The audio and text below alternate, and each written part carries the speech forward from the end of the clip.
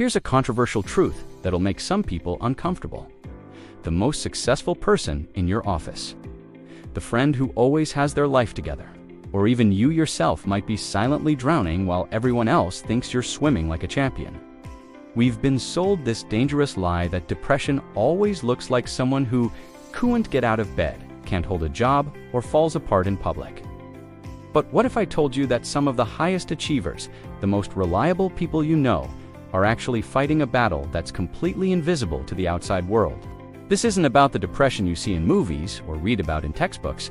This is about high-functioning depression, a silent epidemic that's hiding in plain sight, affecting millions of people who look successful on paper but feel empty inside. While everyone's celebrating your promotions, perfect attendance, and ability to have it all together, you're secretly wondering why nothing feels meaningful anymore, why you're going through the motions of life without actually living it. Here's what's really messed up.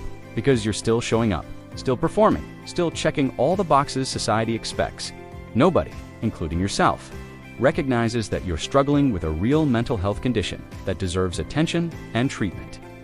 You've become so good at wearing the mask of functionality that you've convinced everyone, maybe even yourself, that this emotional numbness and persistent sadness is just how life is supposed to feel. But what if I told you there's a way to not just function, but actually thrive? What if the very traits that make you appear so successful could be redirected toward genuine healing and happiness? Stick around, because we're about to dive deep into the 7 signs that might reveal you re-dealing with this hidden form of depression, and more importantly, how you can start your journey toward not just surviving, but actually enjoying your life again. High-functioning depression, also known as persistent depressive disorder or dysthymia, is like wearing a mask that's so convincing even you start believing it's your real face. Unlike the stereotypical image of depression where someone can't get out of bed, people with this condition maintain their responsibilities while quietly drowning inside. Recent studies show that this form of depression affects millions who appear successful on the surface, but struggle with a prolonged state of emotional numbness that can last for years. It's the kind of mental health challenge that flies under the radar because it does unfit the traditional narrative we've been told about what depression looks like. Think of it as depression's sneaky cousin. It shows up to work every day, pays the bills, and even cracks jokes at dinner parties. What makes high-functioning depression so insidious is how it masterfully disguises itself as just being tired or going through a rough patch. People experiencing this condition continue showing up to work or school. They meet their deadlines, and they even socialize when absolutely necessary. But here's the kicker. Their quality of life takes a massive hit behind closed doors. It's like running a marathon while carrying invisible weights that nobody else can see. The loss of interest in social activities becomes so gradual that friends and family often mistake it for someone just getting more mature or focusing on their career. New methods in psychology are revealing that this type of depression creates a unique pattern where functionality is maintained at the expense of genuine joy and connection. The most heartbreaking aspect of this silent struggle is how it tricks both the person experiencing it and their loved ones into thinking everything is fine. Because they're still checking all the boxes society expects, showing up, performing, achieving, the internal anguish goes unrecognized and untreated. It's like having a broken leg, but walking normally because you've gotten so good at hiding the limp. The persistent depressive symptoms create a gray filter over life where nothing feels particularly exciting or meaningful. Yet the person continues to function because, well, that's what they've always done. But here, ask what most people do unrealize. Maintaining this appearance of normalcy while battling internal emptiness requires an enormous amount of energy. And eventually, something's gotta give. Individuals with high-functioning depression frequently hide their emotions, maintaining a facade of normalcy while facing persistent sadness and emptiness inside. They may appear cheerful and engaged in public, laughing at jokes and participating in conversations, but internally deal with feelings of hopelessness and disconnection. This emotional masking becomes so automatic that even they begin to lose touch with their authentic feelings, creating a dangerous disconnect between their public persona and private reality. The discrepancy between how they appear and how they feel makes it incredibly difficult for others to recognize their struggle, often delaying the search for appropriate help. What's particularly exhausting is how this constant performance drains their already limited emotional resources, leaving them feeling even more depleted at the end of each day. Despite fulfilling daily responsibilities, these individuals experience constant fatigue that isn't relieved by rest, along with difficulty concentrating on tasks that once came easily. This exhaustion manifests as both physical tiredness and mental fog, making simple decisions feel overwhelming and complex tasks nearly impossible to complete efficiently. They might find themselves reading the same paragraph multiple times, or struggling to focus during important meetings, despite appearing attentive to others around them. The persistence of this fatigue affects productivity and quality of life, even when they seem to be performing well externally. This cognitive cloudiness often leads to increased self-criticism as they blame themselves for not being as sharp or efficient as they used to be. Changes in sleep patterns and appetite are common, varying from insomnia to excessive sleeping, and from complete loss of appetite to emotional overeating as coping mechanisms. These disruptions often follow no logical pattern. Someone might sleep for 12 hours and still wake up exhausted, or find themselves wide awake at 3 a.m. despite being physically tired. Food becomes either completely uninteresting or a source of comfort that provides temporary relief from emotional numbness, leading to unhealthy eating patterns that compound feelings of guilt and self-criticism. These physical symptoms are often dismissed as stress or busy lifestyle consequences, but they're actually important indicators of underlying mental health struggles. Recognizing these patterns as symptoms rather than personal failures is crucial for understanding that professional intervention may be necessary to prevent further deterioration. People with high-functioning depression become masters at maintaining their responsibilities, showing up to work or school with clockwork precision while their inner world crumbles. They've developed an incredible ability to compartmentalize their emotional pain, tucking it away during business hours like a secret they're ashamed to reveal. You might see them leading meetings, acing exams, or even getting promotions, all while battling persistent feelings of emptiness inside. This maintained functionality becomes both their greatest strength and biggest curse, preventing others from recognizing their silent struggle and offering needed support. What is particularly heartbreaking is how this becomes a prison of expectations once established as the reliable one. It becomes nearly impossible to show vulnerability without feeling like you're letting everyone down. After fulfilling daily obligations and putting on their best performance, people with high-functioning depression often retreat into isolation, like hermit crabs seeking shelter. The moment they finish responsibilities, they withdraw from the world, canceling plans, avoiding phone calls, and choosing solitude over social connection. It's as if they've used up all their social energy just getting through the day, leaving nothing left for genuine relationships or personal enjoyment. They might RSVP yes to invitations, but craft elaborate excuses as dates approach, work emergencies, family obligations, sudden illness, anything to avoid admitting they lack emotional bandwidth. This withdrawal isn't about disliking people. It's about creating safe spaces where they don't have to perform or pretend everything's okay. A defining trait is exacerbated perfectionism, where individuals establish unattainable standards for themselves, leading to constant self-criticism that perpetuates feelings of inadequacy. They might achieve a goal, but immediately focus on what could have been better, dismissing success as inadequate and overshadowing accomplishments with unnecessary self-reproach. This cycle of self-criticism becomes exhausting, leaving little room for self-compassion or satisfaction with their achievements. For example, someone might complete an excellent project at work, but still feel it wasn't enough, leading to persistent questioning of their value despite external recognition. This relentless pursuit of impossible standards creates a toxic environment where struggling individuals feel they must choose between maintaining their image and addressing their mental health needs. It's as if they've used up all their social energy just getting through the day, leaving nothing left for genuine relationships or personal enjoyment. This withdrawal isn't about being antisocial. It's about emotional self-preservation when you're rerunning on empty but still expected to show up as your normal self. The pattern of social isolation becomes particularly evident in how these individuals approach social events and gatherings. They might RSVP yes to invitations, genuinely intending to attend, but as the date approaches, the thought of putting on another performance becomes overwhelming.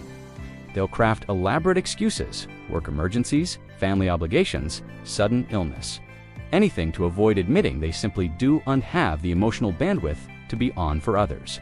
For instance, someone might consistently bail on weekend plans with friends, always having a seemingly legitimate reason, when the real truth is that the idea of pretending to be happy for several hours feels impossible.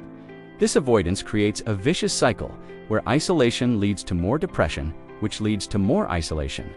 What makes this social withdrawal particularly challenging is how it's often misinterpreted by friends and family members.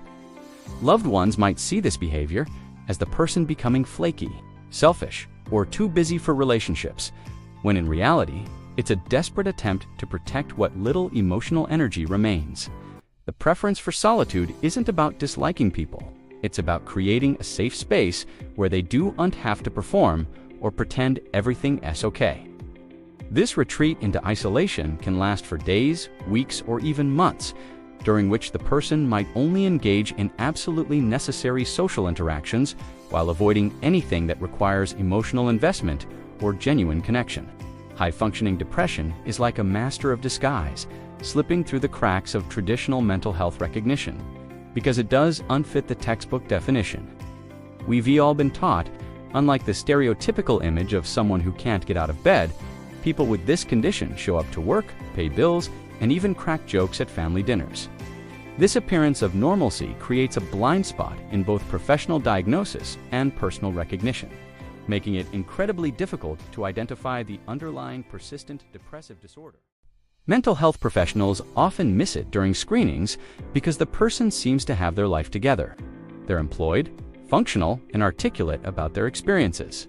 The challenge becomes even more complex when individuals have convinced themselves that feeling emotionally numb is just part of growing up.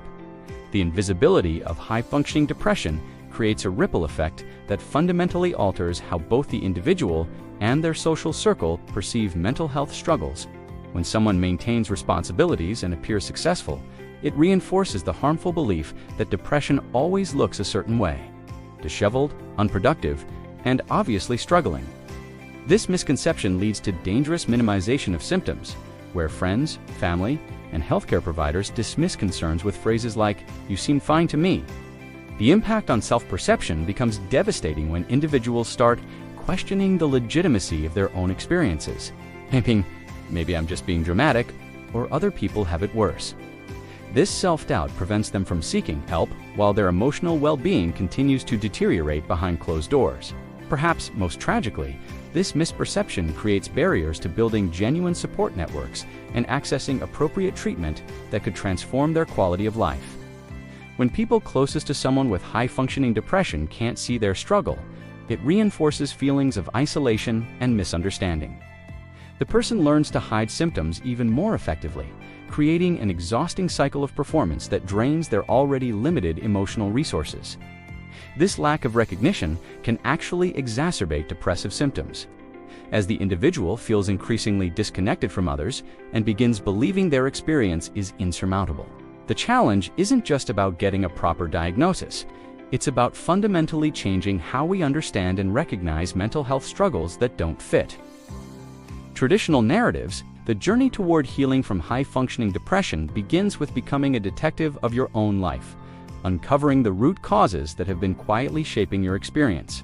Many people discover that their persistent depressive symptoms stem from childhood patterns, unprocessed trauma, or perfectionist tendencies learned early in life. For example, someone might realize their constant self-criticism originated from growing up where love was conditional on achievement, creating a lifelong pattern of never feeling good enough. This process of identification requires courage and often professional guidance, but it's the foundation upon which all meaningful recovery is built. Recent studies show that addressing underlying causes creates more sustainable healing than just managing surface-level symptoms. The first step toward freedom is admitting that what you've been experiencing isn't normal and doesn't have to be permanent. For many with high-functioning depression, this recognition feels like both relief and terror. Relief because they finally have a name for their experience.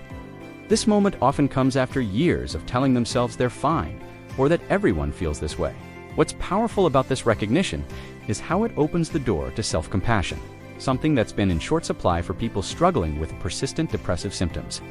The acceptance that comes with recognizing your condition creates space for hope and the possibility of genuine change. Once you've identified root causes and acknowledged your condition, the real work begins, creating a sustainable plan that addresses both symptoms and underlying factors. This might involve seeking professional therapy, exploring medication options, or developing new coping strategies that support your mental health rather than just appearances. The key is understanding that recovery isn't about returning to old functioning patterns. It's about creating a new relationship with yourself that prioritizes well-being over performance. For instance, this might mean setting boundaries at work, developing authentic relationships, or finding activities that bring actual joy rather than serving as distractions. Remember, the goal isn't just to function better, it's to discover what it feels like to truly thrive. There's something magical that happens when you realize you're not the only one wearing a mask of functionality while battling inner turmoil. It's like finding your tribe in a world where you thought you were completely alone. Sharing your experiences with high-functioning depression, whether through online communities, support groups, or trusted friends, can be one of the most healing aspects of recovery. When you hear someone else describe that familiar feeling of going through the motions while feeling emotionally numb, or the exhaustion that comes from constantly performing normalcy, it validates your experience in a way that no textbook or professional diagnosis ever could. For example, you might discover that others also experience that Sunday night dread that has nothing to do with work itself, but everything to do with the energy required to put on your everything's fine persona for another week. This kind of recognition creates an immediate sense of connection and understanding that can be profoundly therapeutic. The beauty of sharing experiences lies in how it transforms isolation into connection, turning what feels like a personal failing into a shared human experience that can be addressed and overcome. When people open up about their struggles with persistent depressive symptoms, they often discover that their coping strategies, fears, and even their moments of hope are remarkably similar to others facing the same challenges. This shared understanding creates a safe space where the usual social performance isn't necessary. You can talk about feeling disconnected from activities you once loved, or the guilt that comes with canceling plans, without having to explain or justify your experience. Recent studies in mental health research have shown that peer support can be as effective as traditional therapy for many individuals, particularly those dealing with conditions that are often misunderstood or minimized by society. What's particularly powerful about creating these connections is how they naturally lead to the exchange of practical strategies and hope-filled stories of recovery. Someone might share how they learned to recognize their emotional numbness as a signal to reach out for support rather than retreating further into isolation. Another person might describe how they developed new methods for communicating their needs to family members without having to explain the complexities of their condition every time. These exchanges become a treasure trove of real-world solutions that go beyond what any single person could discover on their own.